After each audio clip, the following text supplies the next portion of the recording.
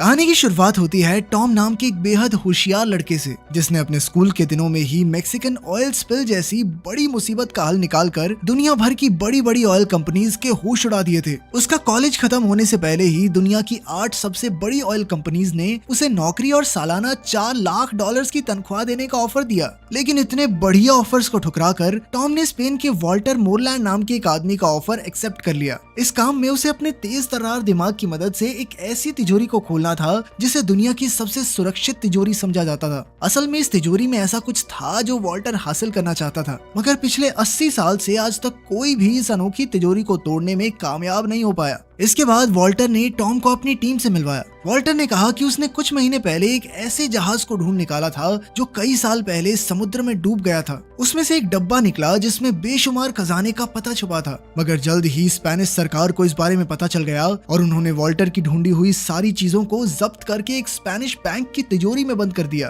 खैर फिर Tom Walter की बेटी लोरेन से मिला, जो अपने मिशन के लिए कोई भी भेस बदलने में माहिर थी। उसके अलावा उनकी टीम में क्लाउस था, जो कि एक जबरदस्त हैकर था। जेम्स वॉल्टर का खास आदमी था, जो पहले एक फौजी हुआ करता था और अब वो एक जबरदस्त फाइटर था। साइमन उनकी टीम के लिए हर जरूरत का सामान लाता था। जब तक उसे पैसे मिले वो वॉल्टर को दुनिया की कोई भी चीज लाकर दे सकता था। खैर आज टॉम का पहला दिन था और टीम को बैंक का सिस्टम हैक करने में मुश्किल हो रही थी। उन्हें एक कोड भरने की जरूरत थी, मगर उन्हें कोई आइडिया नहीं था कि आखिर ये कोड क्या हो सकता है। तब टॉम ने आइडिया दिया कि उन्हें बैंक के किसी क्लाइंट से बैंक का ऑटोमेटेड वॉइस मेल बनकर बात करनी चाहिए और इस तरीके से उन्हें वो कोड मिल सकता है। आखिरकार टॉम की तरकीब काम कर गई और उन्हें आसानी से कोड मिल गया। सबने टॉम को शाबाशी दी और टॉम अपने नए घर में पहुंचा। फिर अगले दिन से टॉम बाकी की टीम के साथ बैंक ऑफ स्पेन के नक्शे को समझने लगा। वॉल्टर के मुताबिक ये बिल्डिंग दुनिया की सबसे सुरक्षित बिल्डिंग है, क्योंकि यहाँ हजारों की तादाद में सेंसर्स और कैमरास लगे हैं और वहाँ के गार्ड भी सिक्योरिटी में कोई कमी नहीं छोड़ते। उनकी सबसे बड़ी मुश्किल तो स्पेनिश आर्मी का हेडक्वार्टर था, जो कि बैंक के ठीक सामने बना हुआ था। जब भी बैंक के सिक्योरिटी अलार्म्स बजेंगे तो हेडक्वार्टर से 500 फौजी एक साथ बैंक में घुस आएंगे।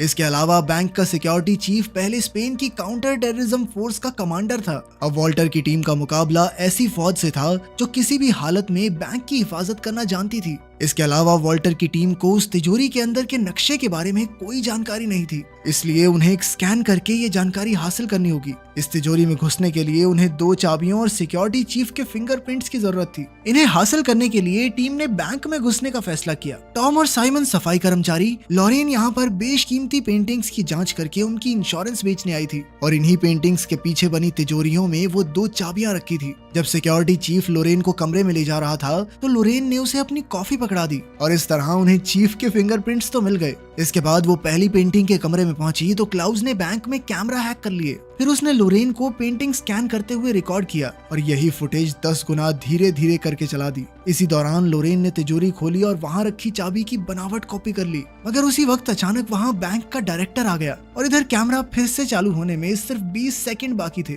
20 सेकंड बाद लोरेन को ठीक उसी जगह खड़ा होना था, मगर अब डायरेक्टर बीच में आ गया। तब लोरेन ने दिमाग लगाकर उसे अपनी तस्वीर लेने के लिए पीछे छोड़ दिया और ऐन वक्त पर डायरेक्टर फुटेज से बाहर हो गया। अब लोरेन दूसरी चाबी ढूंढने में लग गई। वहीं दूसरी ओर टॉम को सफाई वाले का भेस बनाकर तिजोरी स्कैन करनी थी। उसके हिसाब से असली तिजोरी इसी मीटिंग रूम के ठीक नीचे थी। टॉम तुरंत टेबल के नीचे छुप गया और उसने अपनी मशीन से स्कैन का काम शुरू किया, मगर तभी अचानक कुछ लोग वहां मीटिंग करने आ गए। अब टॉम टेबल के नीचे फंस चुका था और अचानक उसकी स्कैनिंग मशीन भी खराब हो गई। खैर कुछ देर छेड़छाड़ के बाद टॉम ने मशीन चालू कर दी और स्कैन पूरा हुआ, मगर उसी पल एक अलार्म एक्टिवेट हो गया और सिक्योरिटी चीफ ने पूरे बैंक को बंद कर दिया। तभी सामने से फौजी बैंक के लिए निकले। इधर लोरेन ने दूसरी चाबी का डुप्लीकेट बनाया ही था कि बैंक का डायरेक्टर उसे लेने आ गया। इस हड़बड़ी में वो असली चाबी को वापस रखना भूल ही गई। आखिरकार टीम ने फैसला किया कि लोरेन ये चाबी टॉम को देगी और टॉम चाबी को वापस तिजोरी में रखेगा। चाबी लेकर टॉम तीसरे माले पर गया और उसने चाबी रखकर तिजोरी बंद कर दी।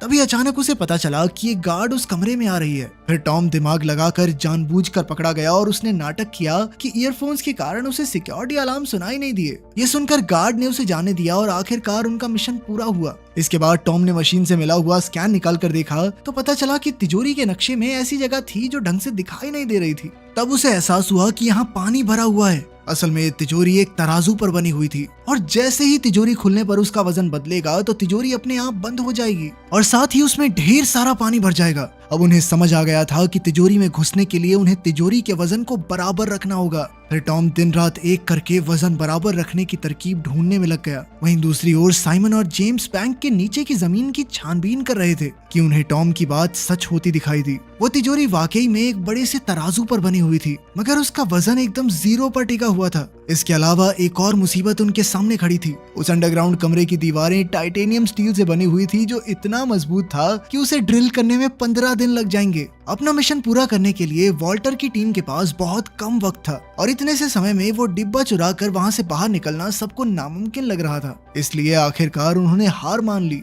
अब वॉल्टर निराश होकर छत पर गया और उसने देखा कि सड़कों पर फुटबॉल फैंस की भीड़ लगी हुई थी। तभी उसकी नजर बैंक के कैमरास पर गई तो उसे एहसास हुआ कि वर्ल्ड कप फाइनल्स के सभी कैमरास भीड़ की तरफ होंगे और तभी उनके दिमाग की बत्ती जली। फिर उसने अपने साथियों को इसका नमूना पेश किया। फिर उसने ग्लास हटाकर तराजू पर लिक्विड नाइट्रोजन छिड़क दी और फिर दोबारा ग्लास रखा, मगर इस बार वजन नहीं बदला क्योंकि तराजू जम चुका था। टॉम ने कहा कि बिल्कुल इसी तरह वो तिजोरी के नीचे वाले तराजू को जमा सकते हैं, मगर इसके लिए बहुत ज्यादा लिक्विड नाइट्रोजन लगेगी। खैर, फिर स्पेन और नीदरलैंड के फुटबॉल मैच वाले दिन उन्होंने अपने प्लान को अंजाम देने का फैसला किया। उनके पास मिशन पूरा करने के लिए सिर्फ 105 मिनट का समय था। सबसे पहले वो जिप लाइन के जरिए बैंक की छत पर पहुंचे और एक कांच की खिड़की खोलकर नीचे घुस गए। इसके बाद वो 100 मीटर की पाइपिंग वाले रास्ते से तिजोरी वाले कमरे के बाहर पहुंच गए। यहाँ से वो एक सीढ़ी डालकर आगे बढ़े और आखिरकार वो तिजोरी के सामने थे। फिर क्लाउज ने अपनी हैकिंग का कमाल दिखाया और इधर टीम ने अपनी बनाई हुई 2 चाबियां और फिंगरप्रिंट की मदद से तिजोरी ही खोल दी।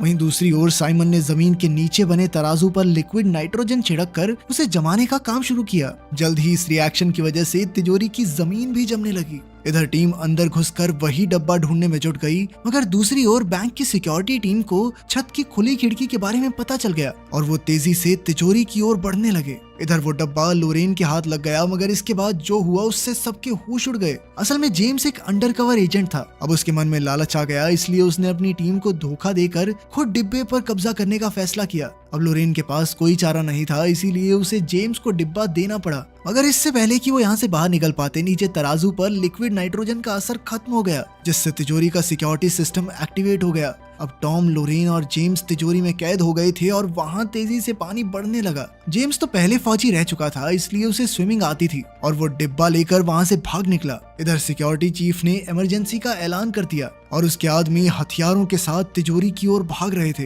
वहीं तिजोरी में इतना पानी भर चुका था कि टॉम और लोरेन की जान खतरे में थी, क्योंकि वो कभी भी डूब सकते थे। अब उनके पास कोई चारा नहीं था, तो ऐन वक्त पर टॉम के दिमाग की बत्ती जली और उसने साइमन को तराजू पर और भार डालने को कहा, ताकि पूरी मशीनरी को लगे कि तिजोरी पूरी तरह से पानी से भर चुकी है। साइमन ने फटाफट सारे नाइट्रोजन टैंक्स तराजू में रख दिए, पर वो भी काफी नहीं थे। आखिरकार उसने अपना रेडियो भी ऊपर रख दिया और इतने से भार से तराजू का वजन बढ़ गया। अचानक सिस्टम के मुताबिक तिजोरी का पानी बाहर निकलने लगा। इधर फौज तिजोरी में घुसकर चोरों को रंगे हाथों पकड़ने ही वाली थी, मगर जैसे ही उन्होंने दरवाजा खोला तो उनके होश उड़ गए, क्योंकि तिजोरी में कोई भी मौजूद नहीं था। असल में टॉम और लोरेन ड्रेन पाइप्स के जरिए भागकर बैंक के ऊपर वाले मालों में पहुंच गए। इधर फौज और गार्ड्स हाथ धोकर उसके पीछे पड़े हुए थे कि अचानक लोरेन को याद आया कि जिस कमरे में वो पेंटिंग स्कैन करने गई थी, डायरेक्टर उसकी खिड़की हमेशा खुली रखता था। अब वो दोनों बिना समय गवाए खिड़की से नीचे कूद गए, जहां हजारों फैंस की भीड़ लगी हुई थी। उन्होंने तुरंत अपनी जैकेट्स उतारी और भीड़ में खो गए।